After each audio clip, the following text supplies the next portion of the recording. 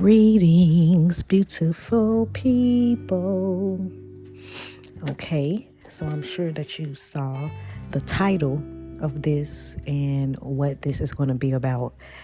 So on 420, when it was supposed to be a cannabis healing day, because I believe that cannabis is healing, I was being prepped for surgery.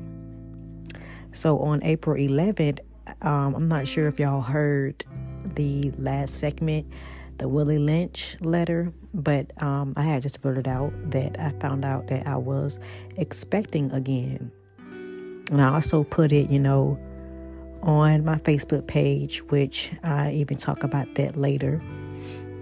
Make sure I write that down. But so on April 11th, I found out I was expecting my sixth baby. A few days after that, I started to feel like these cramps that I had never felt before. I mean, I have children now, so I kind of knew, what to feel, what not to feel, or what, you kind of get used to it after you have had children before. So even with my moon cycle, like I don't have cramps. I don't experience cramps. So this was the first time that I had experienced this. So, but I didn't go to I didn't rush to the hospital the first time that I felt the pain, because it lasted for about 30 minutes. So of course I went to, go searching online, and then I just didn't want to accept, kind of like what I was reading or researching. And so, about 2 weeks later, one morning I was up doing my usual, cleaning up and stuff, and I just got really hot. It's like I got so hot that I had to take off my clothes because I was so hot. It's like my temperature had raised real quick. So then I started to feel weak and short breath. I had to lay down. I had to lay down in the bed. Then I had got up and kind of like did the things that I did the first time. Like I got in some water. And water is very, very healing. So I got back in, I got in some water, thinking that it was just going to pass again. But then after a while, I had to make a decision to if I need to really go to the hospital. So I was laying in bed, and I was even pouring water on me. Like I had a water bottle. I was drinking water at the same time, but I was trying to lower my temperature. I was trying to, cool off a little bit. I could barely move. My legs wouldn't work, and I couldn't even make it to the car to even go to the hospital. So this time it was going on. This time it had went on for 4 or 5 hours. And then when I seen it was still going on and I was still having the pains, I was like, okay, so I know that something is wrong. So I had somebody call the ambulance. Well, I had my children's dad call the ambulance. And when they came, I was kind of slumped in the bed, because it was I had to go pee, but I kind of couldn't pee like that. So they had to carry me out of the room in a sheet to put me on the ambulance, because my legs gave out. I couldn't walk. I couldn't move like that. I was dizzy. It was if I would have stood up and moved or tried to walk, it was I would have fell out, because I did fall out when I when I went to the bathroom. My children was helping me go to the bathroom, and while I was trying to get to the bathroom, it was my legs gave out, and I kind of fell out in the hallway trying to make it to the bathroom. So the ride was quick, and when I got to the hospital, I was scared, but I had my children's daddy with me. They put me in the room, and I let them know that I was pregnant. So immediately they started hooking me up to check my blood pressure and things. I think they had took some of my blood then, but I was just so much pain. And then they ordered an ultrasound. So as the ultrasound was being done, and when I looked at her face, I can tell that something was wrong. But she didn't really say anything. She was just doing the ultrasound, and it was so painful. I had never had an ultrasound that painful before. So it was another doctor that came in like behind her, and he was looking at the ultrasound, and I think he blurted out, there's blood or something, but he kind of like, it's like he didn't want to say it, or he didn't mean to say it. It was like he was saying too much. It's like they didn't want to tell me, but my intuition had already let me know that I was having a miscarriage, not knowing that there was another name for it. And so it's crazy because the past couple of weeks I had kept seeing my mama's name everywhere. Like it was everywhere. It was on the TV. It was people's names that I was seeing. It was just, her name was everywhere. So I'm thinking that she was just letting me know that she was with me and I was getting ready to experience this or something like that. Because who wouldn't want their mom, around when going through something like this? So after the painful ultrasound, another doc came in and told me that I had an ectopic pregnancy. And I was in so much pain, I just wanted it to stop. I had already kind of like I said, my intuition had already told me that I was like having a miscarriage, or that was just something wrong, because I had never felt pain like that, cramps like that, So she told me that they was going to have to rush me into surgery. That scared me even more because I had never been in surgery. Never had a C-section. I pushed my babies out, and I didn't know what to expect. And then they rolled me back to like a prep room. I guess it was a prep room. They was having me, sign papers, asking me, if I needed a blood transfusion. Are they allowed to give it to me? Which I don't think that was that, but we'll get into that later. My voice is really raspy. So, they was asking me about, emergency contacts. I couldn't remember anybody's number because you know how it is. In these days, you don't really have to remember people's numbers like that. Just because it be already saved in your phone. But I heard them talking, asking me, for an emergency contact or whatever. But I knew my children's dad was already there. So, but he had walked out the room before they had took me to the prep room. So he didn't really know where I was. So then the lady came on the side of me and she let me know that I was going into surgery and that she was going to take care of me. And it's like right after that, I just remembered me opening up my eyes. And I'm looking around like, what happened? I don't remember them giving me, the anesthesia. She said they was going to put something over my head, like over my mouth. Like, I guess that was the anesthesia. I don't remember any of that.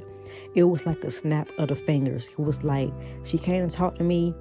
Then I opened my eyes and it was just completely over. It was literally like a minute. To me, it felt like a minute. And so they rolled me into another room. They had already had me like in the bed, when you get ready going into recovery. So when I had looked at myself in the phone, I saw that my eyes was puffy. I guess that was from like the medicine, the anesthesia. So I had these things on my leg, like these white things on my leg. I didn't even realize that was on my legs. I had like a cap on my head. I guess that was from, surgery or things like that. My children were scared. They didn't really understand that we had just lost the baby. And they brought me like teddy bears and was hugging on me. And my best friend was there. My children's dad was there. I stayed in the hospital for about 3 days. It was like I had a C-section with no baby.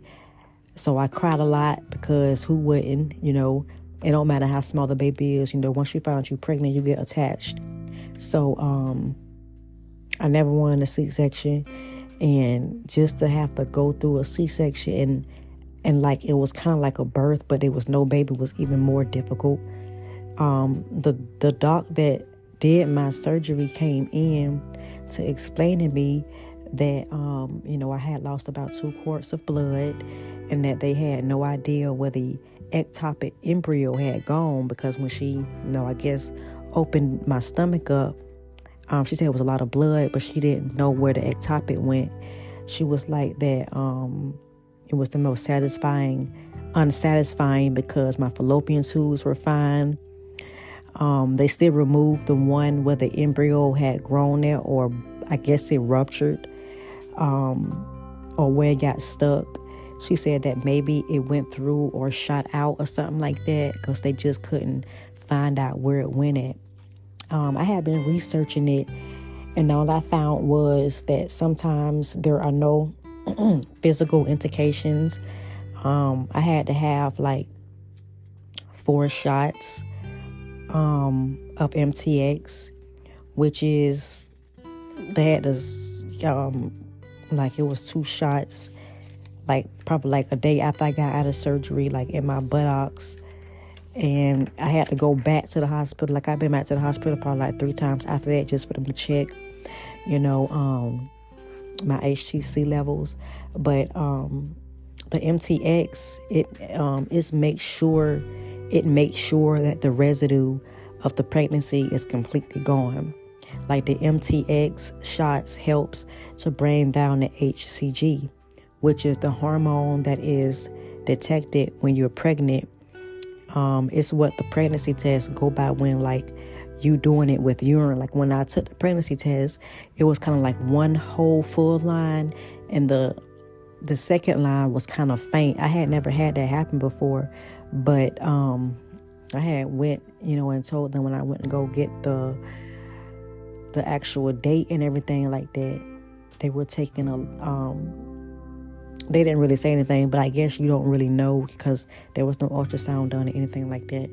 But they were taking a lot of my blood every single day, which was also confusing because I thought I had lost a lot of blood. So I didn't really understand why they were still taking so much blood from me. So, I said I had to go to the hospital like 3 times for them to check it again, which I just went probably like a few days ago, and it went down to like 14, which she explained to me that anything under 20 is pretty much a 0. So it's like the residue is kind of gone from the pregnancy.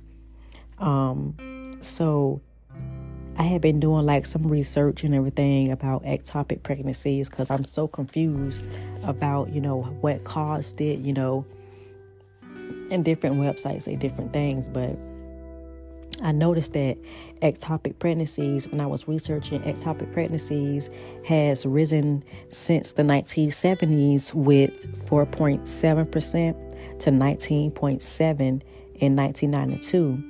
And it is seen in a lot of the Canadian emergency rooms, and I'm pretty sure the U.S. emergency rooms as well.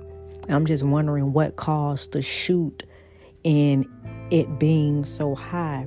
Like, is it the air? Is it the food chain? Is it like, because if you know, like, look at how growing up, we didn't have a lot of fast food restaurants. It wasn't a lot of it. So now it's like you look down one street, it's about 45 different restaurants now, to where you don't even have to, it's like it gives you the option to not even cook at home. I don't know what it is, but it really has risen a lot. And I'm pretty sure it has risen more since 1992. So for people who don't know what an ectopic pregnancy is, it is when the gestational sac is outside the uterus.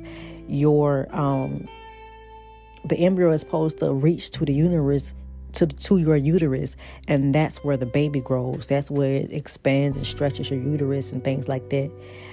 It is life-threatening in early pregnancy. It's usually diagnosed in the first trimester. The most common gestational age at diagnosis is 6 to 10 weeks. I had found out at 11 weeks, and that's kind of like when the pain started. And so the risk of having an ectopic pregnancy is like if you had a previous tubal surgery, if you've had a previous ectopic pregnancy,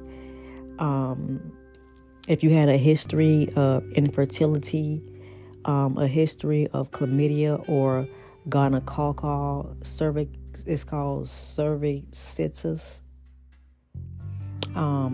documented tubal abnormality, tubal ligation, current IUD use, history of pelvic inflammatory disease.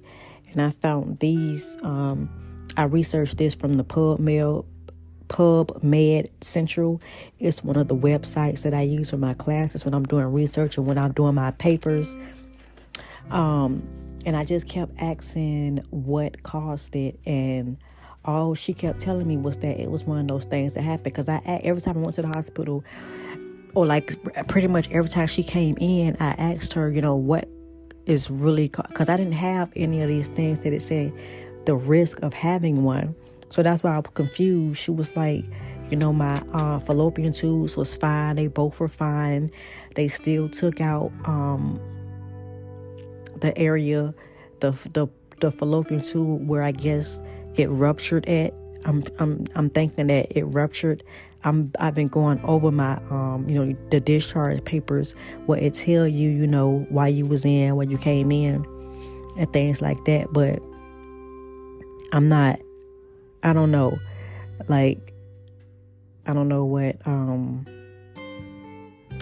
it's a loss for words. I don't understand. Another thing is that I noticed that this is probably going to be, well, it's not kind of off subject, but I did notice that, I had never, said anything about my pregnancies. I usually kept it quiet from my last pregnancies, but this time it's like I rushed and went to social media to, I guess, share the good news, because you be thinking people don't give a fuck about, they don't care about stuff like that. It's like but let me go back to what I was saying. It was, to me, and my intuition, it doesn't matter what anybody else think, but the evil eye is real. Like, I don't understand how people, just because people have an experience, they may not, understand or whatever, but my intuition is always on point, and I know that it is on point for this because it happened a previous time before. I noticed that when I put my grades on social media about,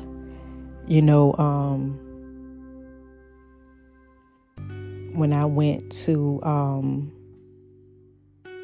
my bad, I had got a notification, but I noticed that when I went and put, about me having, a be on the roll for school, I noticed right after that, that's when it's like my grades went down. So I'm like confused as, why, it was like that. But I also know that you'll never know who's watching you. You'll never know who's wishing bad on you. You'll never know who's giving you the evil eye just by, you saying something. And I noticed that when I did, announce that, it was like, I don't know. My intuition is on point all the time.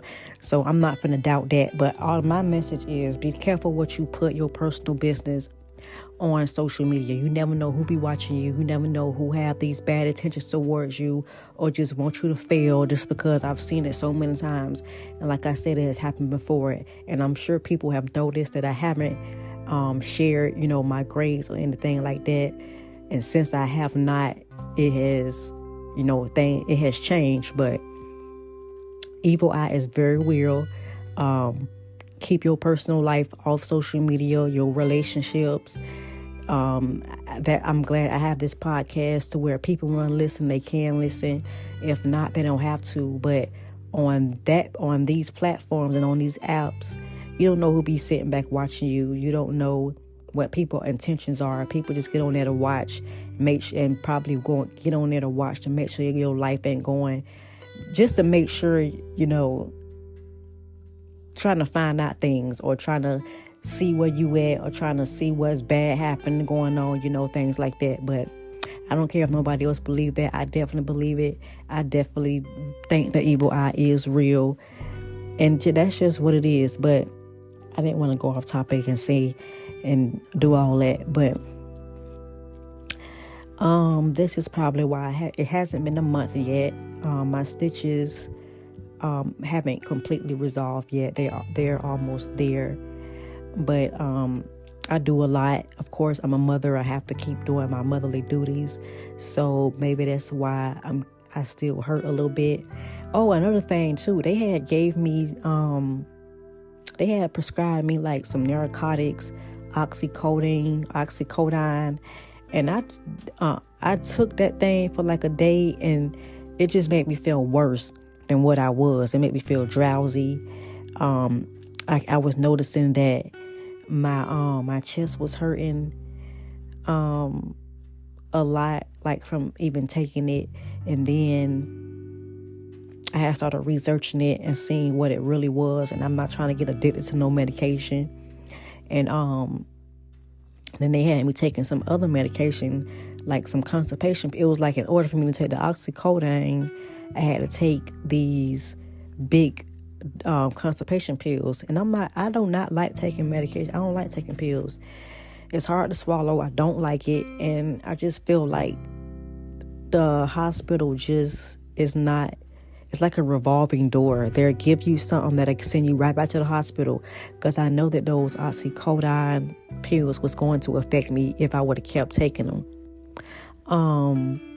Even when I was in the hospital and they were saying, I needed some potassium, she tried to give me some pills. And I'm like, there's potassium in bananas and other fruit. They tried to give me, but they didn't offer that. They wanted me to take these 4 big pills every 15 minutes. I didn't take them. And then instead of just offering me a banana or some fruit from the kitchen, you literally have a kitchen in the hospital.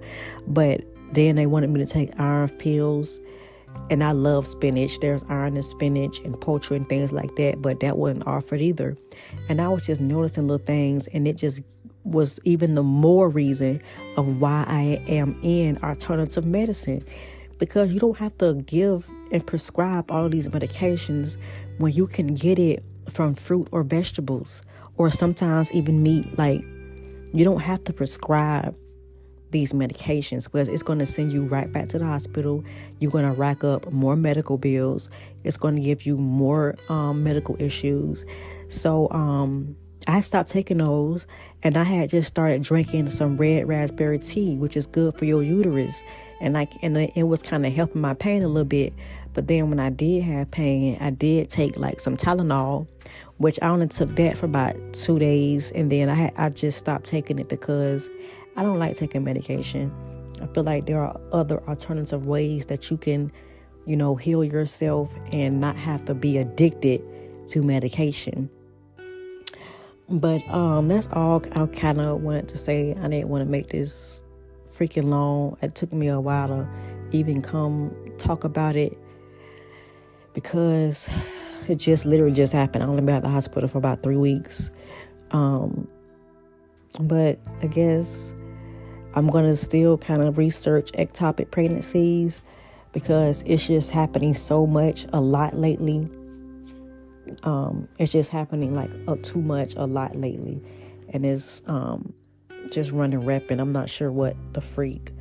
But I hope that everyone is, taking care of yourselves. And, I guess until next time, gods and goddesses, peace.